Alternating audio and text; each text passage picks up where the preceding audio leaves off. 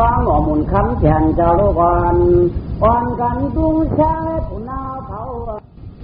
เปลี่ยนดวงเทปรณาสีปืนแช่กลางเมืองเจ้าตุกจอมเปลี่ยนใจนาในไข่กว่าจะธรรมะเทศนาต่อเจ้าข้าหน่อร้องพระปานาเสียงคำอย่างร้องเขียนลงมาแลเพทาปรมีมีอยู่นังไงเนืองวันนานปานเสียงคำอย่างพระเจ้าในวังการจอมสวัสดียานาเจ้าไข่จัดนัดเหมือนดวงเหมือนนัดเหมือนดวงต่อผ้าเขียนเจ้าลงเทปรณาสีเผยก็ปอดองนางเจ้าจอมใครได้จ้องอย่าทิ้มเดาเนปันอย่างคำอย่างร้องย่ามความหมอกเหลียงเจอบ่ายหมอกเหลียงจะได้เสียงตั้งเสียงเยอะย่ามนานยังมีเมื่อหลงห้างเบื้องข้างก็หึงเธอปราณาสีดีวันก็เฮืองเมืองก็ยากลาบฐานาคนความเจ็บมีกระไรจริงหลายช่างพวนยาวเนี่ยจำไหนร้องพรานจะติดใครลอยแล้วก็เมืองปราณาสีเจกี้ว่ะคนนี้หนามีก้นผานว่ะคนเหตุการณ์ทำหนามีชัดเทว่ะมึงนั่นเมืองกระเดียเย็นเจ้าว่ะกระหับเพอไกลกลางเลยกว่ามีผู้ดันรักคนชวนเอาคนหมุนเก้าคนไรเมาไรตุกมึงนั่นมีร่างกายสุกชักคนได้หักกันมองหันกันก็ห้องกันจริงเฮ็ดห้องกันคือเฮ็ดเฉะอังทางเต้าเถิงเนื้อเมื่ออึบกืบเข่าคนเขาโบทันใครขึ้นหนุ่มหลังนั้นชาติกันทำก็ตัดขับแขนขับต่อก็ลองตั้งจ่อยเมื่อปรณาชีว่านี้เมื่อนั้นแท้เมื่อนั้นจ่อยเปิ้นเชิงการก่อนก็มีอย่างมีการให้การนายการชวนการกล้าการขายนายก้อยอันนี้ชึกอันนี้อันตึกอันนี้อันพังอันนี้ว่านั่นกว่าจูนก็ได้ว่าในกาจูนก็นั่นก็เป็นป่านในศีลนั่นก็เป็นศีลในป่านนั่นมีมือหนักปานเฮามือเดียวปานเฮามือเดียวก็ปาสีก็น้ำกูปอกได้เพราะว่าปาสีได้ปฏิให้ชวนอ่ะเพราะว่าเป็นป่าได้สีเนี่ยที่ให้เขาให้ชวนนั่นน่ะมือเดียวในเต้ปาสีจ่อกับปานมือเดียวเน้นกับปาสีจ่อเมื่อกูบอกว่าเป็นป่าได้สีเนี่ยมันบ่จ่อก็ได้เฉเข้าเฉงามันเป็นมันจ้องกันมาน่ะเมื่อดับฝนข้ามก็ตัวเป็นนั่นก็เมื่อกูบอกว่าฝนข้ามตกเลยเก็บไว้น่ะก็ได้เพราะฝนข้ามตกบ้างเลยเก็บไปปันเปื้อนนั่นน่ะเงินโจกมาว่าได้โจกออกในถุงปันเปื้อนน่ะเดี๋ยวเมื่อกูบอกว่าเงินโจกมาได้เก็บเฉทงน่ะเก็บเตือเขาเก็บกังไว้ดูกูบอกอาดองเขาบอกว่าฝนข้ามตกว่าในเก็บเฉกังเฉเตือเขาไว้เฉทงเอาไว้พวกปีไปดูเมื่อเดี๋ยวนี้มองโจกมาหาปียตัวหาชิปว่าได้มาโจกได้ถุงออกที่แบบไหนของมันเหมือนกันนั่นแหละปราณาชีเตกี้เนี่ยมีมือเงินฝนคำตกเลยเอาออกทวงมีตกเลยเอาเข้าทวงไว้โลกแก่วันก่อมเกิงเมืองก่อมชุกใครลูกขิงแล้วลูกใครนอนขิงแล้วนอนวันน้ำควันเมืองเข่ามาหมอเห่าไฟหมอตัวโว้หมอปิดมาหมอคบฮัลโหลแก่น่ะเมืองปราณาชีเตกี้ตรงไหนบาลานาชีเดยีคนมีไกวเลยเกยป่าเป็นตานเป็นตานาเมื่อเชิดชันเจ้าชาวสวายบาลานาสิมิวอายาวันมัดวันหยัดเมืองเปียวทางต่อเต้นอาชีชาเต็มนอกเต็มนั่นเมืองนั้นจ้าก็ใจเอามากกว่าตีไกวกว่าปัดวัวกว่าจังตัวเธอที่นั่นก็เห็นแค่นี้ขิงขึ้นเนอมันง่ายคนเก่าป้อมย้อนไปมีห้างน้ำใหม่เขาก็เปียวชูจัดอ่ำจรัดมันเยาป้นทันพวกเขียนกูเท่ากูเท่าก้อยจ้าเนาะ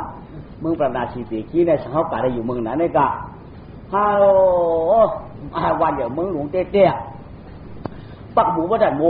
ปักหมูว่าแต่หมูหาดว่ะประกาศย้อนย้ายว่าวายว่ะก้นเก่าในตื้นควายก้นเหมือมีที่อยู่ข้าในเขามาหน้าเขาก็มีควันน่ะหมังก็โป้งโฮงก็ควันน่ะที่ใดก็ตัวป้าเห็นหน้าก็มันอยากเจิงอยู่หาก็ได้เป็นปากครับชีปากครับเลิกจ่อยเมื่อนั้นเจ้เนี่ยข้าวป้อข้าวฝนอันยังย่อยๆบ่ได้ของดอมได้ข้าวให้อันเปิ้นมาออกมาเพียงหลังนกคูมาถมหลังนกคือมาบ่ได้ของโยนานะพี่น้องเจ้าให้เจ้าชวนเข้ากันนั่งแล้วแข็งเท่ของหลักเอาไม่เห็นมาต่อยเห็นมอกักสิกลิกล็อกให้คนเหมือนน้ำหวยได้จ้าน้ำหัวใจข้าจะจิ๊กจ๊อกนั้นขาเฉียข้ามตองดินยาวลงเลยโลโยนากูบอกได้โลเดี๋ยวพี่น้องเจ้านะเขาก็เปียกพี่น้องเจ้าให้เขาก็เปียก ขึ้นก็โป๊กกูดก่อคานก็ย่อขึ้นก้นผ่านชมีหลังนึงขึ้นก้นผ่านนั้นผ่านที่ผ่านบ่อยมีอยู่เต้าห้องเวียงก้นผ่านคานใจชุดตอนย้อนกินไกวไกวเป้ผ่านไว้เมาชาผ่านเจ้ผ่านว่าตุนต่างสื่อตุ๊กตาผ่านแขนก้อยกาผูกความขี่ลักมีความขี่เปียดลายถาวันชายช่องคาเป็นโฟเป็นเมอยู่ว่าก็มักหมายหัวมวนกันเย้าเนี่ยครับผมมีหักกันนะหักกันนะคือหนอนขากอทอยอบอกวางกัดกวินชินหมุนกวนสอมนั้นกล่อมกันกูขึ้นเขาขาก็หักกันนะเจี๊ยจิมอายาผ่านตาได้เปี้ยงเจ้าหัวค่ำก็ตั้งเปี่ยวได้เปี้ยงเจ้าหัวค่ำก็เจ้าหัวค่ำก็นั่งเนื้อกูอยู่เนื้อกวับหัวยุ่มเนี่ยก็นั่งแอกล้าไม่ฉีก็เองก็ที่เจ้ามันข้ามเลยทั้งขาผ่านขายักนั่นหนึ่งฟังเขาชำกอดกันเหมือนเจ้าหัวค่ำก็เหมือนกันนี่นั่นก็เปี้ยงเจ้าหัวค่ำเลยนะเนี่ยเลยเห็นนั่นเปี้ยงเห็นเมียวไว้กระตั้งไม่เจอมีเห็นเมียวตั้งไม่เจอนั่นมีเดี๋ยววัวมากูใกล้มามีรู้กูมากในมามีรู้กูมุมในอ่อยมีรู้กูไก่ในเรียงมีรู้กูเปียกในเอามีรู้มีเมียวไม่ใจเมียวใครลูกเจ้าลูกใครลูกละลูกเจ้าเองก็มีอย่างก็เรียกเจ้าเองก็มีอย่าง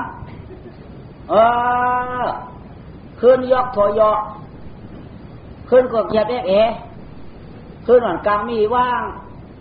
เพราะฝนมาเดี๋ยวมันอยู่กลางป่างขึ้นห่างขึ้นเลี้ยงขึ้นคลองขี้คลองแข้ง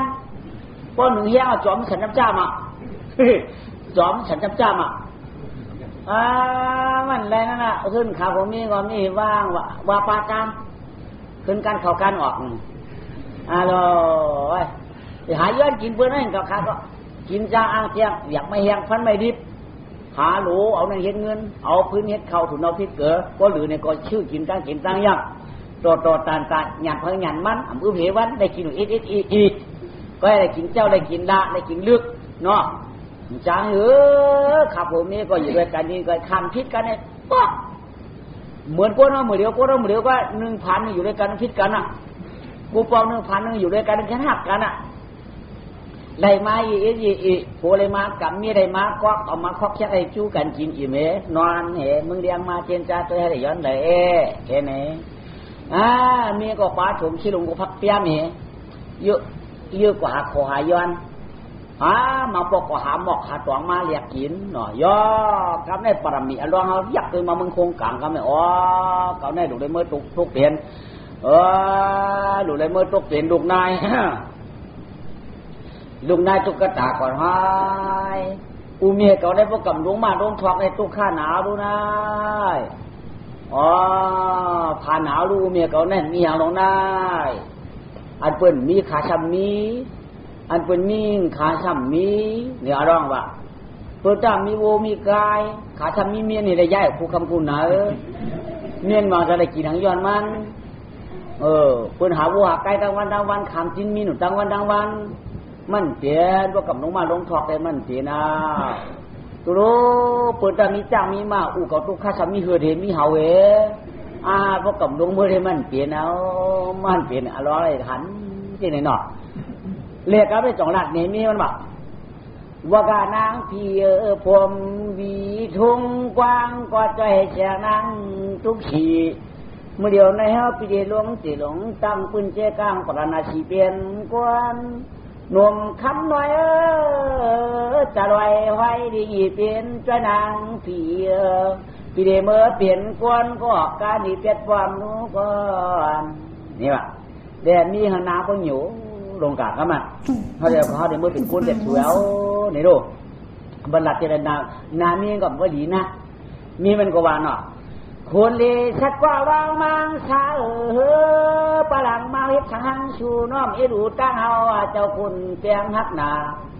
ที่จารังคาเขาคาพิษเอียงในพี่ช่างดีกว่ายานนางกับปะหลังมาในอันเรียนจู้สีปอกชัดอันนั้นเขาขาตามพิษมีจังไกวกับเพชรไฟหมอกเนปันได้ฮะปูป่องที่เฮาปูป่องที่มันขาละ อ๋อสัมภาษณ์ก็ร้องเจ้าเขาคาพี่ชางได้เปียวดิเปียเขาใครมือปิ่นก้นเปียเขาไอ้ขาหลา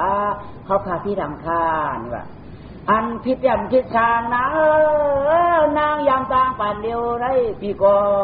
ย้อนปิ่นพลายเอามือหน้ามาเจ้าคำนาวายเอาก้อยก่อนนั้นเจก่อนนั้นปิ่นนั้นเฮ็ดก่อนนั้นทวนปีลงเจปืนเจก้างปลาย้อนได้เป็นก้อนดูก่อนในเทพปีดิกติก็เลยฆ่าเนี่ยนะมีถามไหมเขาดิกติที่ดูนักตุ๊กตานี่เนี่ยมีเนี่ยมือจี้ลงมามีก็หันไว้ไว้คนอยากหันไว้ขึ้นยอดพอย่อยเนี่ยเพื่อนนั่นยกแป๊ะแยกแผลแป๊บมีอยู่กระชิวเหรียญมีอยู่เหรียญเลี้ยงเจ้าห่องเพื่อนป่องคายยอกให้ได้ชาวป้องก็ก้านให้ได้ผูกก็ขั้นนี่ก็บุ๋ยได้เพื่อนขาเลยตองยังว่าใครทุ่มโหเข่าเดียวโล่ป่อมปัดช้างโคตรขัดอยู่โคตรขัดจริงเนี่ยเนี่ยอยู่กับเจริญเจริญนะก็ไม่นี่เฮือนนั่นนี่เป็นเฮือนห้าตีมือเตี๋ยเพื่อได้มุนเชแทบจับดินนู่นนี่นะตัวดีเลยปีเมียก็หันมาเมียมันยังมีหูเบี้ยงพูดได้ขึ้นอันผงได้ลงกับเตี๋ยกับไหนเมียเนี่ยนั่งจ่าพอทุกยอดนะแม่ลูกปีปีกาเตี๋ยเป็นลูกแท้เทเป็นหือกาเตี๋ยลูกเป็นคุณออกคำเป็นหือกาเตเป็นลูกเจ้าอามาตเป็นหือกาเตเป็นลูกย้อมกับพระกาเป็นหือข้านั่นตู้ข้าเป็นหน้าเปียวคำเดียวกับม้วนเสือเนี่ยอารมณ์เรียบตัวอย่างนี้ตู้ข้าข้าวตู้ข้าข้าวปีตู้ข้าก็เป็นนี่จัดก่อนจัดก่อนเฮาทีที่อ่อนหัดทีแล้วเมื่อมาเมื่อถอกวันเขาเนี่ยว่านางสบายหือชุดจินเป็นเมฆสุดตัวก็เป็นมีอารมณ์หลงเฮียเป็นตู้ข้าตัดหน้าขลาจะดำมากกว่าเป็นเมียชูเจ้าอยู่เฮียงกู้ชูน้าหูนั่นเปียวเขาป้อมปันไรค่ะปันเขาค่ะจึงเปียวเอาเขามาอยู่เมืองพีเลยคือหน้าเปิดเมื่ออยู่เมืองก้นเปลือกหยอดสาในปันปมเมียเปียวเขาเป็นตุ๊กตาอยู่ที่นั่นได้ดีกับมือเป็นลูกเขาขยโยเนี่ยจะเจ้าหนาปีติรัตในปันขันอันเขาตุ๊กข้าเนี่ยมีบวชหยังเนี่ยมันมีบวชมันน้ำขยโยจัดก่อนขาโผมีในคำจ้างกำช้างคำนี้ชินคำนี้ทำสังขาปอกขี้ลักจักคุณโคของปีน้องไว้มือดีจ้างเต้มีอยู่ตานเขาพวกกันหยาดเอาของเปิ้นมาใส่ของเขาใส่ของขาที่เมื่อพวกเปิ้นหูมาเปิ้นหูป้าของเก่าเลยที่เอาจูจะพาเจ็ดที่น้ำไข่เนี่ยมันเป็นเช่นไหนนะมือจะก่อนขาในขาขี้ลักว่ะเวลาขาพานน่ะทางถูกนะเพราะขี้ลักนี่มันใกล้ขานั่นน่ะไปวางลูกก่อนพวกนั้นไม่เดี๋ยวก็เปลี่ยนป้อนมันยุ่มเขาว่าปุ่งเตียกนี่ใบควายตูงเนี่ยนี่เขามีควายตูงมีว่ะเผื่อกำในเขาทำใครได้เงินหนังเขาทำกาวใกล้เป็นขายไปเดี๋ยวมาพอเป็นหู้มากใกล้เขาก็ไปทำเอาไว้หรอกก็ไม่อันเขาขายก็ไปทำเอาไปเงินเอาเป็นเอาคืนเนี่ยเป็นมั่มมาโอ้ทำใกล้เขาเป็นเคียวเองสังฆะเขาหลักของเป็นใกล้เขามีใบตูงเขาหลักของเป็นใกล้เขาเป็นมาปาดเทียงถึงมาขวายหมดนะจังว่าอาเปียตอาติงหนานี่มันจังปัดยืนหนาไหมมือปัดอุมีอร่างก็ให้นั่นก็เองก็ยาวแต่ก่อนขาชี้ลักตับลักยักกึดจันลักวันลักโมลักชื่อลักชินลักกวนพวกเขาได้ชวนเหมือนลักโถเจ็บหมักเอียบหมักน้อยฟักเขากักเมื่อวันนี้อยากทำหันพอดีกินมากฮะกำลักกล้วยกำลักอ้อยเมื่อวันนี้เต็มช่วยพอดีกินมากวะยังมีพักจีทักหนีถูน้อยถูข้างพอเพิ่นเฮ็ดแฮมอ้ามุงก็เพิ่นช่วยเพิ่นบ่ได้กินมาเอาเฮ็ดให้ที่แหละอาเปียจันนั่นน่ะมาปันขาพานเป็นเจ้าเป็นโคพานได้พันว่าพานผ้าพันแขนพานแก่นชุดจัดพานป้องจังรัดมี30นิ้วพานโคพานเด่นพานวัวพานควายพานเจ้าพานคือมี30รองอ๋อโลเจ้าพานยังพานยาผ่านควรคุยผ่านวิจิโคขวางว่ามีชาเสียเสียหรือน้ำตัดที่เตี้ยถิ่นเฉยชั่วไว้ยังสมบูรณ์หมักน้ำเต้าน้ำเต้าสำจิ้มจิ้มเต้าย่ำจะตั้มจะมีปวดบะน้ำเต้าขาก็มีปวดบะถ้าเป็นเหมือนน้ำต่อก็ไม่ลองทานจังว่าเลยให้เข้าอันขาก็สมบูรณ์ได้มังปกอล้ำน่ะล้ำน้ำหมุกไม่วะมังปกอได้หูนี่นะมอยอกว่ะมังปอกก็แค่กินได้กินนี่เอาฮีไปว่ะอ่อนกันเวก้อยกาขันเนี่ยจังลาจังป้องจัดได้ใจดีเนี่ยพวงก็ใจดีเนี่ยก็ใจเชื่อได้กินก็เฮ็ดกล้ามอะไรอยู่ทำได้กินก็อุบกันปั้นโมหึงทั้งขาผู้เมียวแก้อย่างเก่าขาในพวกเราหักลองเครื่องกันเนี่ยง่ายๆกินรวมก็ไร ก็ต้องไม่ว่ามันจะกินหาวเพิ่มไม่กินรวมกันก็รวมต้องไม่หายกาวมันก็อย่ากินรวมก็อะไรอ่ะ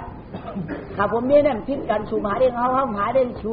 ชูหาได้เขาอะไรก็เปลี่ยนกันห้ามหาได้ชูอะไรก็เปลี่ยนกันใบป๊อก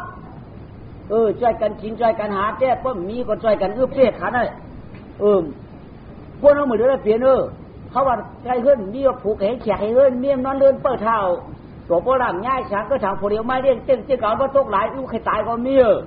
มันเหมือนกูปอกไอ้พ่อโผกาให้แขกเปิ้นเนี่ยมีเหตุหลวง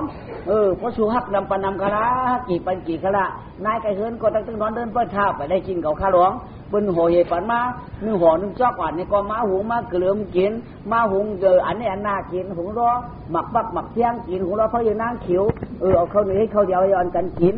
ให้ก็จังดีกะพวกน้องเหมือนนี่มันเฮ็ดอ่ะเฮ้ยกินของอะไรกินก็จองเปียก็เฮ็ดของอะไรกินอ่ะฮักกันต่างใดเสียตาก็มันฮักกันต่างกินได้ผมนี่กันได้คนผ่านหมดเลยมันเหมือนคนผ่านกูปอแต่กรรมเนี่ยร้องให้ตีลงมาร้องให้ตีลงมาบ่เนี่ยก็ใจแล้วเนาะมีว่าพอปีมือก็ขย้อนมือทำมันเหี้ยไหมพอปีมือก็ขย้อนมือผู้สู่เจ้าทุกข้ามีสู่เจ้าขันเจ้าด่านนั่นก็ขาดแต่ย้อนมือจอมเปียวเขาหนูมือมียิ่งแนมหนูมือร้องทำมันได้ไหมพอมือมันเป็นนั้นสู่ชาวเดียกะเตเป็นลูกคนมาคนมีกะเตเป็นลูกคนจ้าคนกล้าคนขายเขาในชาวเดียเตเป็นลูกคนผันคนยอกมันได้กันมีตายได้หันมีโชว์ไปแต่จวนดาเราก้อยมันเป็นนั้นช่วยอย่าปีมือเป็นลูกขายได้จ่อยขายเฮ็ดหาหลูหาพื้นเหพ่อหึงมาพ่อขาตายปีเด็กไอ้ยาชีอยู่นะเถิดนะคือพอเป็นยาชีตายเขาดอกขึ้นมาความสูช่วยหูคำกลางนางเราช่างกินเช้าตุกสีตาหน้าชูอย่าปีมือจอมเฮาหน้าจ้อยหนแก้มกันอย่านางน้องแฉงมีปีใหญ่มือนางเขาก็มาเอาเมียงกับอะไรไหมโยมเจอปีนี่วะเนาะคนเอาเด็กคำน้ำแบบมีปีเนี่ยดีกับเป็นคนใจแบบมีเมียได้ดีอยู่ดีกินเมียเปิ้นเมียดีปันคำมือล่ะปันมือนางปันมือปันมือมันได้ป้อมปันมือมันเปลี่ยนค่าก้อยกาค่ากะเกิดก็แล้วก็อ่านเอาปีเฮาเหิงได้กะเกิดปีหัวค่ำก็ย่อกะเกิดปีก้นกาก็ย่อกะเกิดปีเจ้ามาเจ้าโวก็ย่อกะเกิดปีชักเที่ก็ย่อข้าได้อ่านเอาปีเฮมันได้ข้าได้อ่านเอาปีเฮมันได้ปันค่ามือเนี่ยมันจะค่าปีปันค่ามือกำน่ะมันจะเจ้านั่นนะนางเมียกวนผ่านหันกวนยี่เนี่ยเจ้าเหมือนมาหันไปเข้าเปลือกกันน่ะผ่านตาโปหรือก็มีอบจักกินนะมันมีรองตัดได้ชูก็มันมีกวนผ่านอันกวนมีเนี่ยมันสั่งต่อเหมือนก้อยน้ำหมูมันจังสุกกินอันนั้นอย่าปีมือละคงหยับเสือปีก็ปันเปลี่ยนกวนหักกันนะมึงโค้งกลางเนี่ยดีนางยิงเชียงกับกวนนางยิงหักเลยกวนใจมีอย่างก็ล้วนโคมาขำหนึ่งเอามานั่นกวนใกล้ว่าวคารุเปียวก็สอนให้มียิงหักละอันกวนใจใกล้เชียงเงินนำได้มียิงหักครึ่งเงินนั่นค่ะเด็กกวนใจใกล้เชียงเงินนำหนาในเจมือขละมาคามือเนี่ยเอาว่าได้ป้อมปันก็เชียงเปียกไว้ในไรกันเอาเต้มปันเชียงเลยนะเอาลงมาจอมกันไปได้พอลงมาจอมกันไปได้ยาเนี่ยเอาลงเนี่ยมาตกในปุ่มนายเท่านี่ก็ไม่ว่ามาตกในปุ่มนายเท่าเมื่อคืนนั้นขาผมมีนอนจำกันนู่นเนาะเมื่อเดี๋ยวเรื่องอะไรนายเท่าซ้ำนอนผ่านนางหล่ะไหนนอนผ่านได้กินกล้วยวันนั้นก็วังกล้วยลงนอนผ่านได้กินกล้วยลงแล้วก็รับอีกนะมึงก็ดีเลี้ยงเสียมชกหมดจับโหมนั้นจำสำคัญรับกำเมียมเสียมชกหมดจับอีหูเมียงไข่อย่างกินอย่างอีหวังจานได้ละไหนยิงตื่นมีเสียมชกหมดจับnên nó đại gì đó nó đại thấy kiểu hang là nó chỉ hang cậu thằng đi số bộ anh cậu quải ma hết rồi quải ma còn trên chỉ hang là ai hang nè cứ quải cáo chan đi lần này quải cáo chan chân lần làมันเต้นโดผ่ามือห้ามมันชบมันมือฟ้องตักเสียงก็ผัวก็ผ่ามือให้มันชบมีมันเดียวว่าแบบตบnày miệng tốt chữ đi sang hú không có bên bà dạ tốt không ai hẳn tốt chỉ đi hẳn là โอ้ยปลาตั้งซึ่งกินหวานกินมันอยู่เลยไม่ต้มช่วยว่าจบกินน้ำหมดจับด่ากินกล้วยหลวงกินกล้วยหลวงมากกว่าฟังแล้วล่ะสุ่มไว้ให้เขาปอดฮะเจ้าฉันไว้ปั่นมึงแมวนอนขันวางโต๊ะตาเป็นกูตัวหาไรมาต้มชมเขาเพราะนั้นเลยกินอาหารเยอะเขาก็ตัวเชี่ยชุบหม้อจับเขาก็ล้อมตัวพันสองลูกหรือว่าชุบกินรวมเลยเขาตัวลูกอะไรมึงเลี้ยงเอาเหรอไก่ขันเอาลูกหนึ่งเขาอะไรมิ้วกับมิ้วเขาอันสองก๊อกกันรู้มั้ยมีมันก่อนลูกม้ากันนะลูกม้าแถวกลางย่านเหนียวเหรอมามีจอกโขงเหรอล่วงกับนอกออกปากสุกนาจะสั่งมาหนึ่งเขาก็ไม่เพราะหนึ่งเขากินเขาขับผมนี่กว่าไปหาดูหาพื้นไล่เดินไปก็ว่าเรามีมาแต่คำไหนมีในมาเนาะอ๋อมาเยอะเขาในมาเนาะคำนั้นหึงมาไหนอ่ะมาอยู่ด้วยกันในทำไปได้10 ปียาวชาวปีถึงอ่ะถึงมาปีเนี่ยสมองมาเนี่ยมาเนี่ยพอกำลัดถึงเนี่ยมันเป็นอ่ะแล้วกำลัดถึงมันเนี่ยไม่ได้ดัดถึงโผล่ไหมถึงอาจารย์น้อยเขาก็กินเขาอ่ะมีตึกเกียนที่ดิ2 ควักโผล่ก็ตึกเซ็ตล็อกมอยางเข้ากันได้ไหมชัวยังนั่งởห้องกันมั้งเขาหวักชูเมียวไงใครบอกไรเมียวบอกเลยเมียวก็อย่าปวดหัวมั้งเขาหวักชูน่ะบอกได้บอกเขาเด็กบอกเขาตัวหายเอารู้ยังหายก็ได้ตัวหายตัวหายที่ยังตัวหายนั่งกงกลมูลถ่วมให้ในด่าห้างเกาหันเอาไหลว่าตัวหายนี่ก็ชูไปพูดที่ปวงแน่อ่ะกวนว่าตัวหายเนี่ยโหเขาได้ป้อหายขึ้นหันทีแล้วน่ะเขาจับต้อง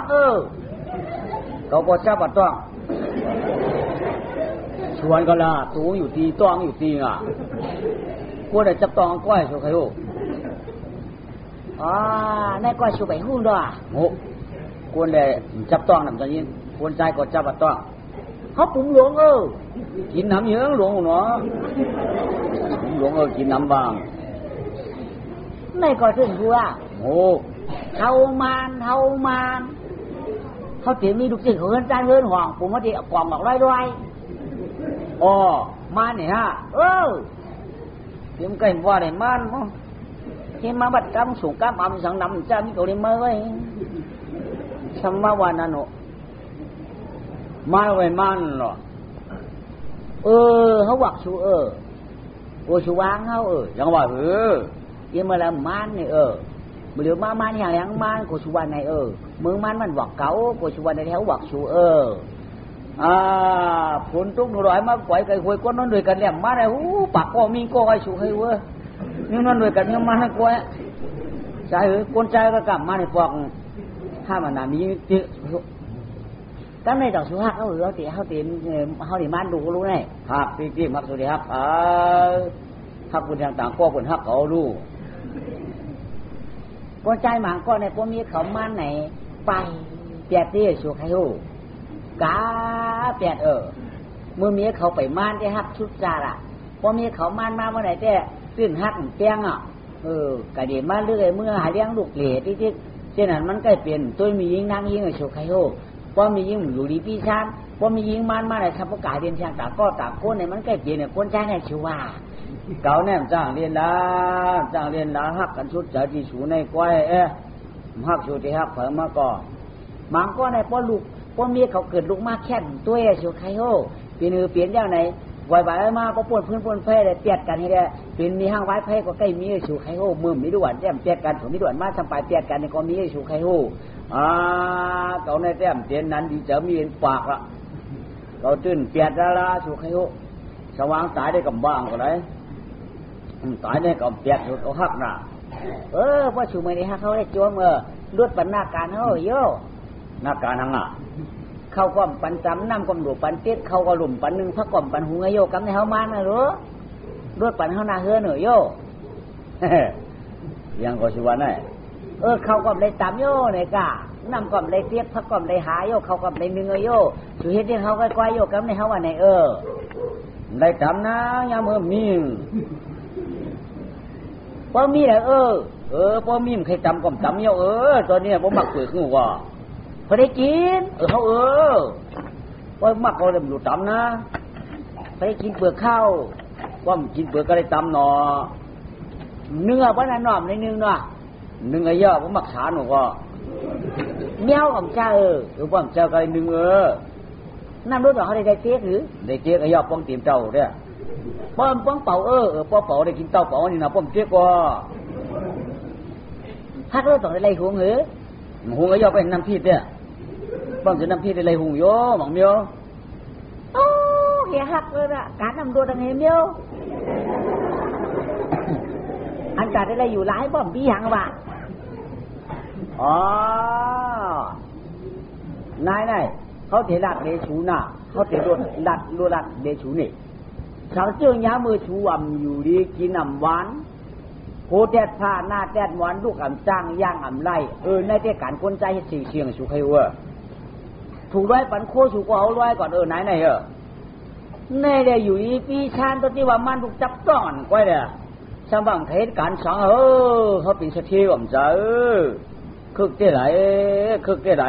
กูอยากจ้างกาจ้างไปกูรู้หาชอบกินเช่นไก่กับนายนายกูเราเหมือนไก่ชัวเอาชอบหากินเอากินเที่ยงอะไรคิดค่อยๆเลยชักกินกูนี่ก็ตัวอย่างเหมือนไก่ก็ยังเก่านายเพราะว่าชุมอยู่ดีกินหวานได้เจอกาชูก็เขาได้เฮ็ดการเฮือนการยีการมียิงในตัวที่ว่ามันถูกจับต้องยี่ได้ย่ำไปเยอะก็คือเฉพาะว่าเทศการให้มิวมันเจอมิวมันเด้คือกี่ไรวันนั้นก็กาเพื่อนเยอะวันนั้นก็กว่าใดเขาก็เลยกาต้องชูได้ช่วงมันเตี้ยนี่ก่อน2 เดือน 4 เดือน 6 เดือน 8 เดือนผมgiờ nào cả cái do cái này cũng thu giờ nàoเอาก้อนเป็นน้ำมันนักกระจ้องสูงกว่าเราอยู่นั่นเอาก้อนเป็นน้ำกระหึ่งเขาหักไว้ก่อนเลยอยู่เฮ้ยอยู่เย่เลยพอชูอยู่เฮ้ยอยู่เย่ก็เฮ็ดเขาหาพักเปิดแต่นั่นอย่างน่ะก็ไม่แจ่มบุกการที่ไกลเฮ็ดการที่จำก็ให้ชูเนี่ยมันก็อยู่กับผมอย่างมาเนี่ยมีมันวางแต่ปวดไอ้หน่อยจ่าวัดพอผมหลักกรรมมาแค่ตก2-3 กรรมไอ้เหี้ยฉันชื่อว่าฉันชื่อวางเจ้าไอ้ดำกาหือเนี่ยผมมาลงถือผมมาฝึกเตี้ยนอินคลองพวกเจ้าแนวเสียงดานมองยาวๆชาวบ้านเขาปีตัวชาตังตูไก่พิษผงจ่าจวงมาหน่อยเบิ่มมันพิษเก่ามาประมาณ7-4 ชั่วโมงคิดได้ยังตาเริ่มเมียนเจ้ากำถุมน้ำได้จอมชบหนูจะได้เปียกกำมันหนาวกำวัดกัดเห็นไหนได้เหตุผมจอมแต่มันว่าหายเด้งมันว่าเห็นไหนเมียนมาจากป้องนี่เมื่อมันป้องนี่ดูกับเปียกเขาเปียกช่วยเปียกกับมันก็กลางวันมาเปียกกลางค่ำมาก็เอากันขึ้นเนาะพอลูกหากินเอาเพื่อมันว่ามีลูกบ้าเจ้ชีพเดือนใดพวกอะไรชิวเกินมาพวกไหนก็นายต้องเชียบรู้ชัวต้องเอาเชียบชัวใครรู้เชียบเบี้ยวเชียบเบี้ยวต้องเชียบแบบฮัลโหลอยู่ละฮัลโหลฮัล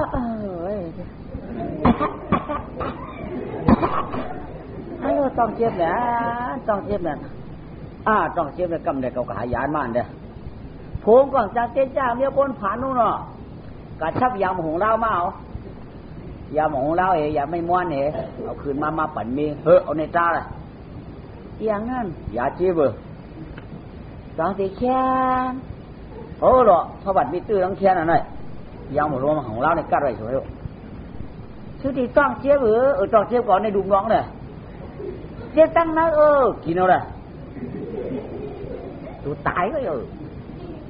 เ ที่ต้องเจ็บเกิดทุกวันนะว่ากินยาที่ไหนได้เกิดก็เกิดเพราะนั้นก็เมียก็อยู่เดินกันได้กูอยู่นั่นยาวคำไม้หรอไอ้ชิงชัวเขาเตรียมป้นคืนได้หัวเดียวที่เกิดดีเดียวสูเปิดตัวเขาดีใหญ่ผ่าเท้าหน้าผ่าผูกออกเปิดตัวมันเรียนเข้าเรียนออกคือหลังคางกลางก็ยางเข้าแถวเมียงยางออกแถวพี่ไฟขึ้นสองอย่างไปดูสูป้อมตัวเอาตัวกาผูกของใจตัวเต้นนั่นน่ะเอามือทำยาจุกตัวหนังตัวดุกตัวหนังตัวจุกตัวเมียก็เพิ่นกา